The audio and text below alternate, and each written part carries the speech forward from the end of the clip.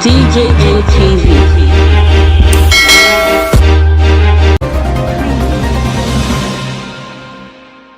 Nigerian Senate to regulate bleaching cream. Correct Sabi news person there. Welcome you to DJM TV daily news update. That's your number one news plug where they give you the gist as to wetin dey happen for our country Nigeria all around the world as a whole.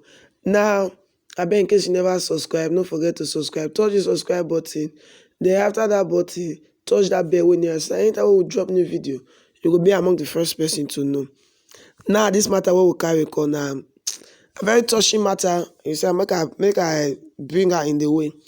You don't see any of your classmates like in recent time when una dey school, maybe secondary school, all of una black but now you can see your classmate call be golden color, call be like oyibo, call fair. Some of them know they get luck. That hand go call be like roasted plantain. You know roasted plantain. Some the yellow, some the black. You know that kind of thing. Why some they get luck, some they look very naturally fair. But you know, say that person color don't change. You don't see those kind of thing before. And that matter now will carry cause. So another thing too, you they make or you get person where they make all this cream where they call organic cream.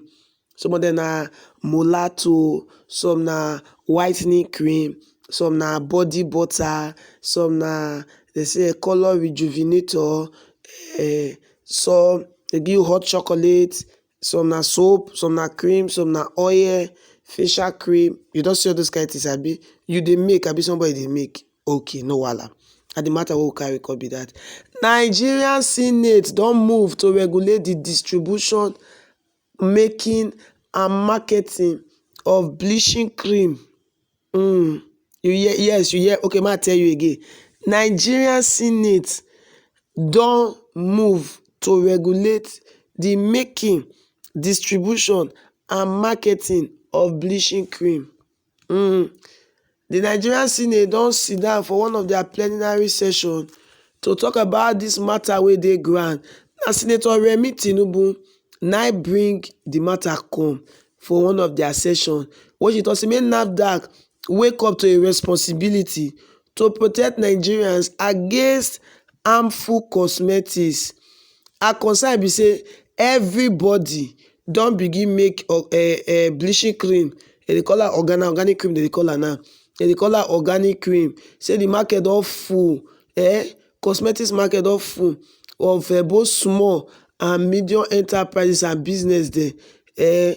We get to do with this organic cream. Everybody they make cream. Now even people with fake chemistry for school, they make organic cream. Some people fail organic chemistry for school, but they make organic cream now, and most of us they buy. And he say the Nigerian market, if you not they well regulated, all these creams there will just full everywhere like this. I go to dabaru people's skin. She thought say the product are not they well regulated. You understand? The market not they well regulated. Anybody can just wake up, start they make cream, go put label. In fact, they don't start they sell, and this cream they're not cheap. Some they work, and that's some no they work. See some of our movie stars them. They're black before when we know the originally, but now some they're white, some they be hot chocolate. Even inside the Senate house too, we get some senators where they bleach. You heard me right.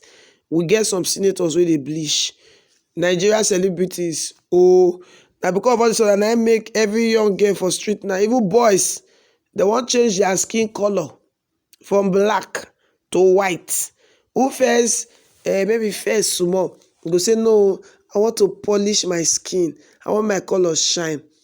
She say all these products there, especially the bleaching cream, they not they write the ingredients what they take do So what I say na fruit soap. Which kind of fruit you use? What will be the quantity of the fruit? So then they write ingredients and then they write expiration date. We know they know when this cream they expire. Or you know say normally regular cream you see best before 1st of November 2021. But all this bleaching cream now, we know they know when it expire. And she say the people then they would enlighten the users them about their content and how to use them. They go list say rubber in the money Robert denied. She said the side effect of this cream can be very damaging. Say so make the market dey very regulated. You understand? Like now, somebody don call that say in the next 5 to 10 years, Nigerians, Africans go dey battle with skin cancer because everybody don alter the color of their skin. Black na white now, chocolate na white, everybody want white. Dem fit say as dem white so dem come turn them to automatic oyibo. Na the matter wey dey for ground. Another senator Chimaroke Nnamani support Senator Remi Tinubu for this motion wey she pass. Dem say make dem pass the bill so that dem go ensure the safety of Nigerian consumer, and make dem for regulate even the advert wey dem dey do for this cream. Make I finish wetin dem talk, I go come tell una my own. Senator Barau Jibrin support the motion too. The senator talk say this thing wey Senator Remi bring cause una better matter o. Say the cream just full everywhere. Dem no dey understand the thing. You see your pikin today e black, pikin wey you born black. After your pikin go university, 2 weeks your pikin don fair pass another thing. You go dey wonder how e take happen. E pour jig abi hypo for body, abi use autotactate peel her skin, because we no understand. Some dey even dey go so-called therapist now. They go lie down, they go chook their injection to take change the color of their skin. Now the Senate don accept the motion o, and they don set up committee to investigate the procedure in place for giving out of certificate like NAFDAC certificate. You know say all this cream, all this product na food and drugs, cosmetics na NAFDAC na dey control all those things. So they wan know wetin be the procedure wey dem fit take give her certificate, and wetin be the procedure on quality assurance, and then how dem fit take ensure the safety of Nigerians wey dey use dis cosmetics.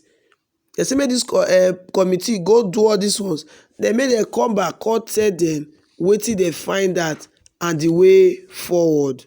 Dem don also tell NAFDAC say make NAFDAC regulate the importation, combination, formulation, how dem dey form am, and the sales of cosmetics within Nigeria, and make dem maintain product database wey go dey show the name and address of manufacturers and the ingredients wey dey inside all dis cream dem.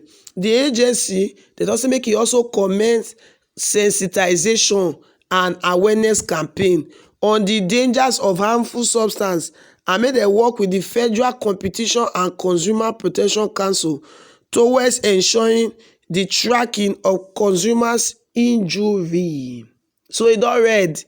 If you dey make bleaching cream, you dey make organic cream, or your own na to dey mix like 5 different creams together so that you go fair, you go buy cream, you go mix tube, you go put oil, you go put capsule, you go put everything, make you for fair.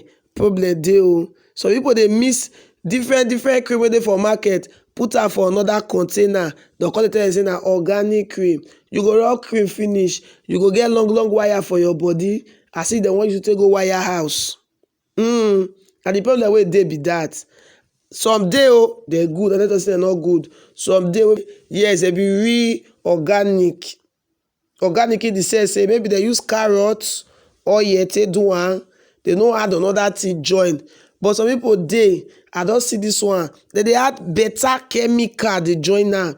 You tell say na organic cream, but dem dey add chemical dey join. Some dey go market go buy your regular, all those regular cream wey dey tune person small. They go buy different ones, go their house, lock their door, begin mix am together, put some kind harmful chemical inside, come repackage and sell again. Problem don dey. If they, by the time NAFDAC start this matter now, if they catch you, you go know wetin life dey talk. If they catch you say you dey do all this cream and NAFDAC no give you approval, NAFDAC never come check wetin you dey do, they never investigate am, problem. Then the fact say NAFDAC don give you number don mean say you come dey go do another thing. If they go dey keep database of wetin you dey do, when you don miss, some go even put milk join am. When you don miss finish, person come use your cream after like maybe 2 months, 3 months, 1 year, the person come complain of injury or cancer, wahala go dey. But wetin some Nigeria don come outside now be say dis bill wey dem pass so one particular senator for inside, dis guy wey dey see so the guy still talk put for the matter when e dey obvious say you understand, no be so e call obi before, he sef na e dey patronize dem. We never understand. You chook mouth put for dis matter. Bleaching cream matter e concern Nigerian Senate. E good say make dem regulate dis thing, and even if dem wan regulate am, you sure say na wetin dey na Nigeria main problem be that right now, to regulate production of bleaching cream, abi na to look into security of lives and property? Because many people don come out don say dis our Nigerian Senate dem no go keep person. Better matter dey ground, dem no go talk am. Na the one wey no concern dem na dem dey talk. So how you feel dis matter? Dis cream wey person dey rub for body, e concern dem, no be our money we take dey buy am. Abi make dem regulate am too. You know say some people dey see their small daily bread too. And some people dey wey dey really make the thing really how dey work, and here for dey feed their family. Chook mouth put for dis matter. Drop your comment for the comment section. Tell us how you feel about dis motion wey the Nigerian Senate don pass, say dem wan regulate bleaching cream, dem wan force on girls market. Dis na still DJM TV daily news update, and we still dey on YouTube, Facebook, Twitter, Instagram. No forget to follow us on all our social media platforms. Subscribe, like and share dis video. Me your sister wey dey bring you dis news, so my name still remain Laworo Favour, and I dey tell you say wetin God take create you, leave am like that. Sometimes if you change some things, e dey spoil many things. DJM TV. DJM TV.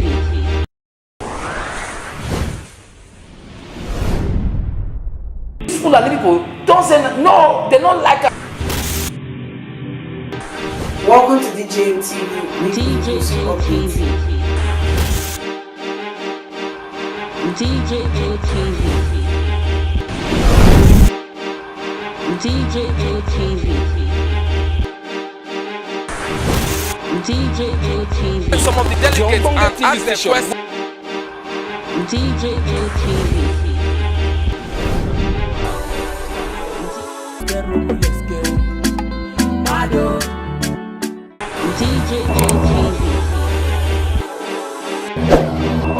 DJM TV. DJM TV.